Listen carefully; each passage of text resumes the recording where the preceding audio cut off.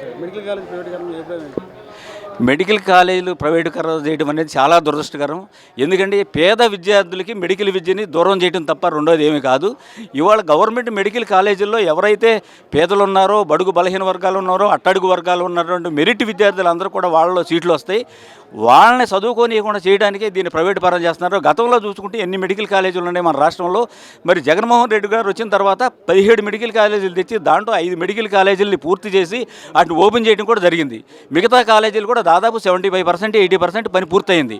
అటువంటి కాలేజీలని వాళ్ళ ప్రైవేట్ పరం చేస్తే ఎవరైతే పేద విద్యార్థులు ఉన్నారో పేద విద్యార్థులకి మరి మెడికల్ విద్యను దూరం చేసినట్టే కదా. ఇవాళ ఏంటంటే మెడికల్ చదువుకోవాలంటే ఎవరో ఉన్నత వర్గాలకే తప్ప సామాన్యుడికి అందుబాటులో లేని పరిస్థితిని ఇవాళ గవర్నమెంట్ కల్పిస్తూ ఉంది.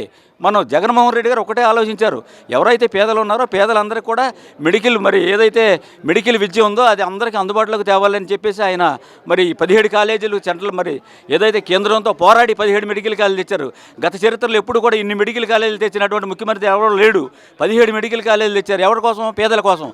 అటువంటి మెడికల్ కాలేజీని ఇవాళ ప్రైవేటు పరం చేస్తున్నావంటే ప్రైవేటు పరం కూడా ఎవరికి నీకు కావాల్సిన వాళ్ళకి నీ అనుగులకి అప్పచెప్తున్నావు.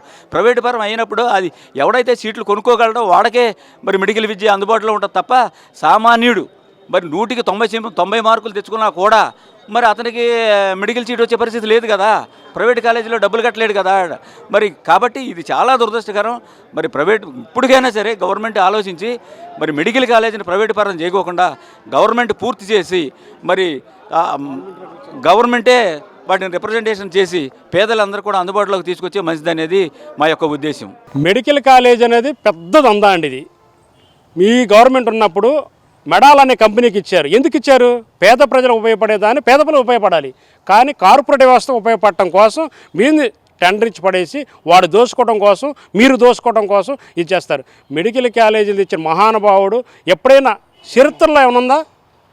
జగన్మోహన్ రెడ్డి అనే వ్యక్తి 5 ఏళ్ల పరిపాలనలో ఎన్ని మెడికల్ కాలేజీలు తెచ్చాడు?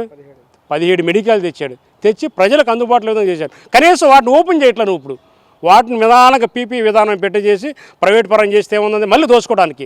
అప్పుడు ఇచ్చావు కదా నువ్వు ఉన్న పరిపాలనలో మెడాల్ కంపెనీకి, అదేవిధంగా మళ్ళీ ఇచ్చేసి దోసుకోవడానికి తప్ప ప్రజలు ఉపయోగపడరు. మీరు ప్రజల చేత ఏ విధంగా లాక్కుందాము, ఏ రూపున వస్తుంది అనే తప్ప ప్రజలు ఉపయోగపడరు. మీరు 100% లేదు. ఎందుకంటే నువ్వు ఇచ్చిన ఆ పథకాలు సరిగ్గా ఇవ్వలేవని తెలిసి కూడా మా జగన్మోహన్ రెడ్డి గారు ఇచ్చే పథకాల వరకు చెప్పాడు. మనం వస్తే వస్తాం లేకపోతే లేదు. ప్రజలు మనకు మంచి చేసి ఓటు వేయాలి, మంచి చేయలేదు అనుకున్నారు. కానీ పథకాలని అడ్డగోలుగా మాట్లాడితే మనం రోడ్డు మీద తలెత్తుకోలేము. ఆ ఉద్దేశంతో మన వాగ్దానాలు చేయలేదు. నువ్వు అబద్ధ వాగ్దానాలు చేసావు కాబట్టి మరి ఈ ఓట్లు వేసారో లేదు. ఇంకొక విషయం ఏంటంటే జనాలు భ్రమలో ఉన్నారు. ఇంకా భ్రమ నుంచి బయట రాలా. మేము ఓటైతే వైఎస్ఆర్ కాంగ్రెస్ పార్టీ పేరు గుర్తుకు వేసాము, కానీ ఓటు ఎడబడిందో తెలియట్లేదు. ఈ విధంగా వచ్చింది. రోడ్డు మీదకి వచ్చి జనం లేరు. మీకు మావాడు రోడ్డు మీదకి జనం ఉంటున్నారు. దీని తేడా ఏంటి? ఇంకా భ్రమలో ఉన్నారు మీరు. అసలు మీకు కరెక్ట్గా మీరు అద్దంలో మీ ముఖం మీరు చూసుకుంటే మీరు నిక్కచ్చిగా ప్రజల చేత ఎన్నుకోబడిన ప్రజాప్రతినిధులకు ఒక్కడం లేరు.